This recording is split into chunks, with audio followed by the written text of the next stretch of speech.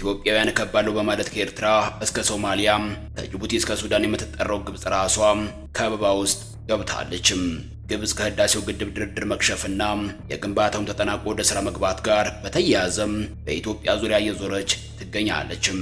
ኢትዮጵያን በከበባ የቀለበት ስጋት ውስጥ ለመክተት እቅድ ነድፋም አይታች በማለትም ላይ ትገኛለችም።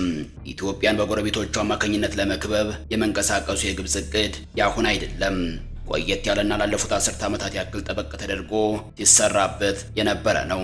በዚህም ግብጽ ደቡብ ሱዳንን፣ ኤርትራን፣ ሶማሊያንና ጅቡቲን ለማግባባት ብዙ ጥራለችም። እነዚህ ሀገራት የግብጽ ኢትዮጵያን የመክበብ እቅድ አካል እንዲሆኑ ለማድረግ የግብጽ ባለስልጣናት ብዙ ጥረዋል።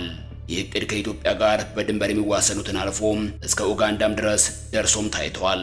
በዚህ የከበባ ትብብር ውስጥ የተመለመሉትን ሀገራት እውነታዎች በጥቂቱም ቢሆን መፈተሹ እውነታውን በሚገባ ፍንትው አድርጎ የሚያሳይ ይሆናል። ነገሩን ከኤርትራ መጀመሩ አይከፋም። የኢትዮጵያ አካል የነበረችው ኤርትራ ለሀገርነት የበቃችው በግብጽ ጣልቃ ገብነት ነው። ኤርትራ አገር ከሆነችም በኋላ በኢትዮ ኤርትራ መካከል ሰላም እንዳይሰፍን በማድረጉ ረገድ ግብጽ ከፍተኛ ሚናም ነበራትም።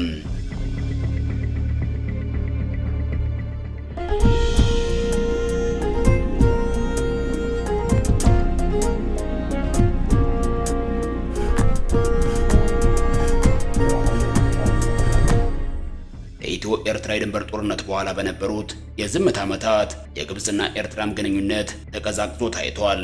ከ14 ዓመታት በፊት የህዳሴው ግድብ ግንባታ መሰረት ድንጋይ መጣሉን ተከትሎ ግን ግብጾች አይናቸው ወደ አስመራ ማማተር ጀመረም። እናም ኢትዮጵያን መክበብና ማስጨነቅ ሚና ውስጥ መክተት የሚለው እቅድ አንድ ተብሎ የጀመረው በኤርትራ በኩል ነበርም። በወቅቱም የግብጽ ወታደራዊ አመራሮችና የደህንነት ኃላፊዎች የደጋገሙ አስመራ ይመላለሱ ነበርም። ኢሳያስም ወደ ካይሮ እግር አብስተው ታይተዋል። በዚህ መሃል ግን በኢትዮጵያ አዲስ የፖለቲካ ለውጥ ተፈጠረም። በህወሓት አስኳልነት ሲመራ የነበረው የቀድሞ ገዢ ፓርቲ ውስጡን መናወጥ መጀመሩን ተከትሎም የህወሓት ሰዎች አዲስ አበባን ጥለው ወደ መቀሌ ተሰበሰቡም። ከዚያ ቀደም ብሎ ኢህአዴግ ከመፍረሱ በፊት የኢትዮጵያ መንግስት ከኤርትራ ጋር የነበረውን ማሻሻል የሚፈልግ መሆኑን አስታወቀም። በኤርትራም በኩል አዎንታዊ መልስ ተሰጠም። ጠቅላይ ሚኒስትር አብይ አህመድ አስመራ ሄዱ። ፕሬዝዳንት ኢሳያስ አፈወርቂም አዲስ አበባ ላይ ተገኙ። በዚህ ወቅት በካይሮ ሐዘን ሆነም። ኤርትራ ከእጃችን አመለጠች ተባለም። በግብጽ ኢትዮጵያን የመክበብ እቅድ ውስጥ አይነተኛ ሚና ይኖራታል ተብላ ስትታሰብ የነበረችው ኤርትራ ከኢትዮጵያ ጋር ድንገት ሰላም መፍጠሯ በካይሮ የሐዘን ድንኳን እንዲጣል አደረገም። ግብጾች በዚህ ወቅት ከኤርትራ ገለል ብለው ሌላኛው ጎረቤት ሀገር ሱዳን ላይ ትኩረታቸውን ማሳረፍን መረጡም። ሱዳንን ከሌሎች የኢትዮጵያ ጎረቤት ሀገራት ለየት የሚያደርጋት ሀገሪቱ የኢትዮጵያም የግብጽም ጎረቤት ሀገር መሆኗ ነው። ከሁለቱም ጋር ረጅም ኪሎ ሜትር ርዝመት ያለውን ድንበር ትጋራለችም።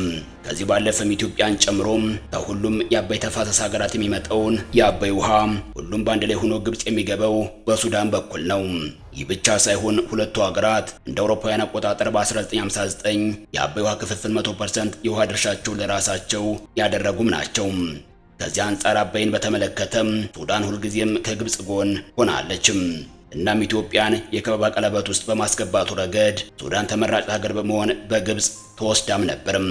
በተለይ ደግሞ የቀድሞው የሱዳን ፕሬዝዳንት አልበሽር ተወግደው ጀነራል አብዱል ፈታህ አልቡርሃን ስልጣኑን መውሰዳቸው ለግብጽ ባለስልጣናት የሚመች ሆኖም ተወስዷል። ጀነራል አብዱል ፈታህ አልቡርሃን ከፕሬዝዳንት አብዱል ፈታህ አልሲሲ ጋር ያላቸው የግል ቀረቤታ ጠበቅ ያለ ነው። ከዚህ ጋር በተያያዘም ናይልን እንጠብቃለን በሚል ሁለቱ ሀገራት በኢትዮጵያ ምዕራባዊ አቅጣጫ ባለው ድንበር የጋራ የጦር ልምምድን እስከ ማድረግም ደርሰው የነበረ መሆኑም ጭምር የሚታወስ ነው። የዚህ የጦር ልምምድ ስያሜም የናይል ንስሮች የሚል ስያሜ የተሰጠውም ነበርም። ይኸው ኢትዮጵያን ታሳቢ ያደረገው የግብጽ ሱዳን የጋራ የጦር ልምምድ እንዳበቃ የሱዳን እርስ በርስ ጦርነት ፈነዳም። ግብጽ ደነገጠችም። ያቀደችው ሁሉ አየር ላይ ቀረም። ከኤርትራ ቀጥሎ ሌላ አዲስ ክሽፈት ብቅ ማለት ጀመረም። ተፋላሚው ጀነራል መሐመድ ሐምዳን ዳግሎ በሱዳን ውስጥ የግብጽ ጊዜያዊ አየር ኃይል እዝ የነበረውን የሜሮ አየር ኃይል ማዕከልን ተቆጣጠሩ። የግብጽ ፓይለንቶችም ጭምር በቁጥጥር ስር ዋሉ። በብዙ ምልጃም ፓይለንቶች ወደ ግብጽ እንዲመለሱ ተደረገም። እናም ድንገት ከፈነደው የሱዳን የእርስ በርስ ጦርነት ጋር በተያያዘም ግብጽ በሱዳን በኩል ኢትዮጵያን ለመክበብ የነበራት እቅድ 100% ከሸፈም። በዚህም ቢሆን ግብጽ ተስፋ አልቆረጠችም። ከዚያም ወደ ኋላ የኢትዮጵያን ጎረቤት ሀገራት ዞር በማለት ደቡብ ሱዳንን ለማግባባት ሞከረችም። ደቡብ ሱዳናውያን ሌላ ብዙ ዝርዝር ነገር ሳይፈልጉም እንደዚህ አይነት ነገር አንፈልግም በማለት ነገሩን ባለበት ባጭር ቋጩትም። የግብጽ ባለስልጣናት ጨነቃቸው። ኢትዮጵያን የከበባ ቀለበት ውስጥ እናስገባታለን ያሉባቸው ሂሳቦችና ቀመሮች ሙሉ በሙሉ እየሰሩ አይደለም። በዚህ መካከልም አልሲሲ ጅቡቲን ማሰብ ጀመሩ። ወደ ጅቡቲን በማምራት ከጅቡቲው ፕሬዝዳንት ኢስማኤል ኦማር ጊሌህ ጋር መከሩ። የሁለቱ መሪዎች የውይይት አቅጣጫ ሁለት ጉዳዮች ላይ ያነጣጠረ ነበር። አንደኛው ግብጽ በጅቡቲ የዶላር ወደብ ላይ የኮንቴነር ተርሚናል የሚሆን ቦታ እንዲሰጣት ለማድረግ ሲሆን፣ ሌላኛው ደግሞ ግብጽ ጅቡቲን በኤሌክትሪክ ኃይል ግንባታ የምታገዝበት ሁኔታ እንዲፈጠር ለማድረግ ያለመ ነበር። ሁለቱም ሀሳቦች ኢትዮጵያን ለመቆጣጠር ታሳቢ ያደረገ ነው።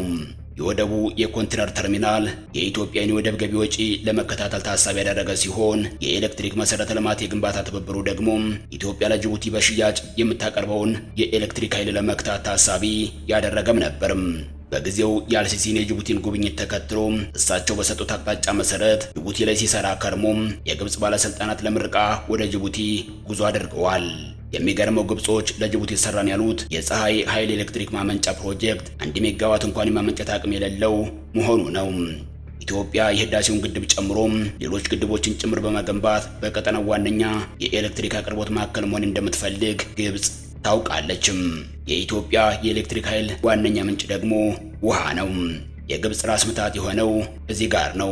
በዚህም ከሱዳን ከጅቡቲና ከኬንያ ጋር የኤሌክትሪክ ኃይል መሰረተ ልማት ትስስር ተፈጥሯል።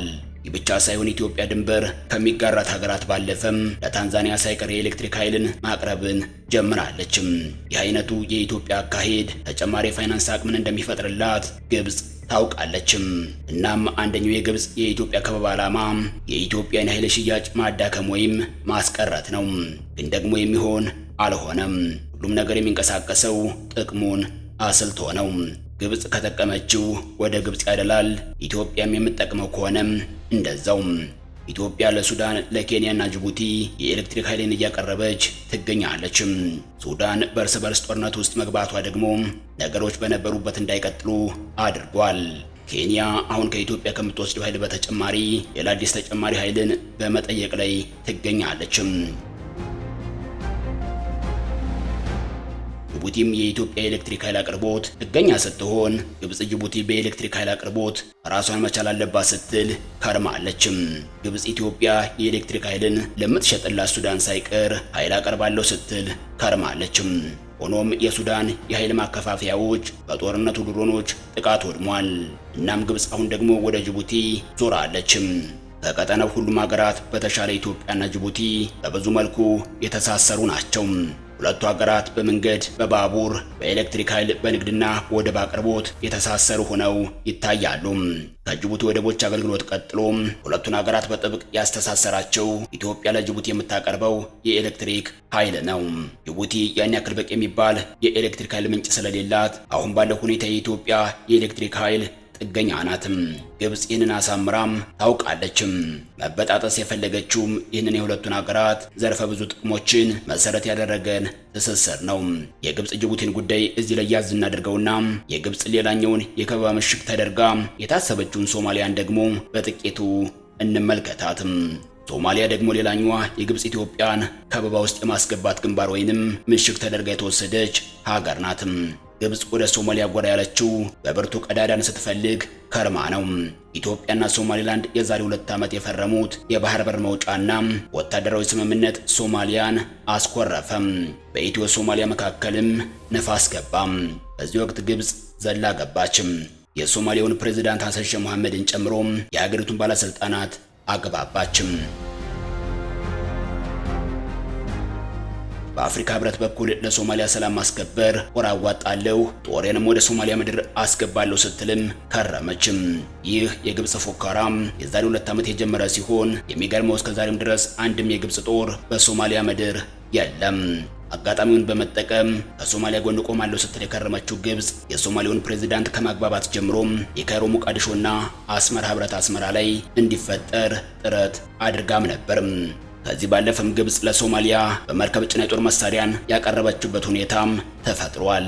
ኦሪየን በአፍሪካ ህብረት ሰላም አስከባሪነት በሶማሊያ አሰማራለሁ በማለት ግብጽ ዛሬም ድረስ መልክ ባልያዘ የስምሪት እንቅስቃሴ ውስጥ ትገኛለችም። ይህ ሁሉ የግብጽ ጥረት ግን በአንድ ምክንያት አየር ላይ በኖ ቀርቷል። በዚህ መሃል ግን በቱርኩ ፕሬዝዳንት ረሲፕ ጣይብ ኤርዶጋን አግባቢነት ኢትዮጵያና ሶማሊያ ሰላምን ማውረዳቸው የአፍሪካውን ቀንድ ውጥረት የመጠቀም ብርቱ ፍላጎትን ሰንቃ ላይታች ስትል የነበረችው ግብጽ ጽኑ ፍላጎቷ በፍጥነት እንዲሟሽሽ አድርጓታል።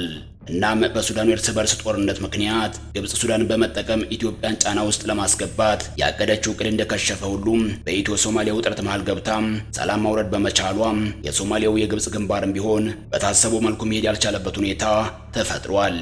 ግብጽ አሁን የኢትዮጵያንና ኤርትራን ኩርፊያ ለመጠቀም ከኤርትራ ጋር ላይታች እያለች ትገኛለችም። ከእጅ የወጣችውን ኤርትራ መልሼ በእጅ አስገባታለሁ እያለች ነው። አሁን ደግሞ አሰብ ላይ የጦር መርከቤን ላስጠጋ ነው በማለት ከካይሮ መረጃን አሾልካለችም። ኢሳያስ በዘናሽናል በኩል ወደ ካይሮ ለሾለከው አሰብን የተመለከተ መረጃ ዝምታን መርጠዋል። በሌላ አቅጣጫ ኢትዮጵያን እከባለሁ በማለት ላይታች የምትለው ግብጽ እሷ ራሷ በሌላ ከበባ ውስጥ መግባቷ ደግሞ አስገራሚ ሆኗል። አንዳቸውም የግብጽ ጎረቤት ሀገራት ሰላም የላቸውም። የግብጽ ጎረቤት ሀገራት የሚባሉት ሱዳን፣ ሊቢያ፣ እስራኤልና በጋዛ በኩል ፍልስጤም ናቸው። እነዚህ ከግብጽ ጋር በየብስ የሚዋሰኑ ሀገራት ሲሆኑ ከዚህ ውጭ ግብጽ ከቀይ ባህር ጋር ትዋሰናለች። የግብጽ ቀጥተኛ ጎረቤት ባይባሉም በቀይ ባህር ማዶ ዮርዳኖስና ሳውዲ አረቢያ ይገኛሉ። እነዚህ ግን ቀጥተኛ ጎረቤት ሊባሉ የሚችሉ አይደሉም። ከግብጽ ጎረቤት ሀገራት መካከል ሱዳን የእርስ በርስ ጦርነት ላይ ትገኛለች። ከሁለቱ ተፋላሚ ጀነራሎች መካከል አንደኛው የሆኑት ጀነራል መሐመድ ሐምዳን ዳግሎ የሱዳን ግብጽን ድንበር ሙሉ በሙሉ ተቆጣጥረው ለመዝጋት ጥረት ከጀመሩ ዋላደር ብለዋል። ይህ ለግብጽ ከባድ አደጋ ነው። በእስራኤል ፍልስጤም የጋዛው ጉዳይም የግብጽ ድንበር ከባድ ችግር ውስጥ ነው። ይህ የራፋ ድንበር የሚባለው በእስራኤል ስጋትነትና በፍልስጤማውያን ፍልሰት ጥርቅም ተደርጎ የተዘጋ መሆኑ የተረጋገጠ ነው። ሌላኛው የግብጽ ጎረቤት የሆነችው ሊቢያ ከአረብ አብዮት ጀምሮ በጦርነት መናጡን ቀጥላበታለች። ይህኛው የሊቢያ ግብጽ ድንበርም ቢሆን ሌላኛው የግብጽ ስጋት ነው። በተመሳሳይ መልኩ በቀይ ባህር በኩል የመን ሁቲ ታጣቂዎች የሚሰነዝሩት የመርከብ ጥቃትም ቢሆን እንደዚሁ የግብጽን የስዊዝ ቦይ ከ10 ቢሊዮን ዶላር ዓመታዊ ገቢ በግማሽ እንዲወርድ አድርጎታል። በዚህ መልኩ በሁሉም አቅጣጫ እሳት እየነደደባት ያለችው ግብጽ የራሷ አሮባት እንደሚባለው በዙሪያው ያሉትን ከበባዎች ሳትሰብር ኢትዮጵያ ልክበብ በሚል ከዓመት ዓመት ስትሯሯጥ ይታያል።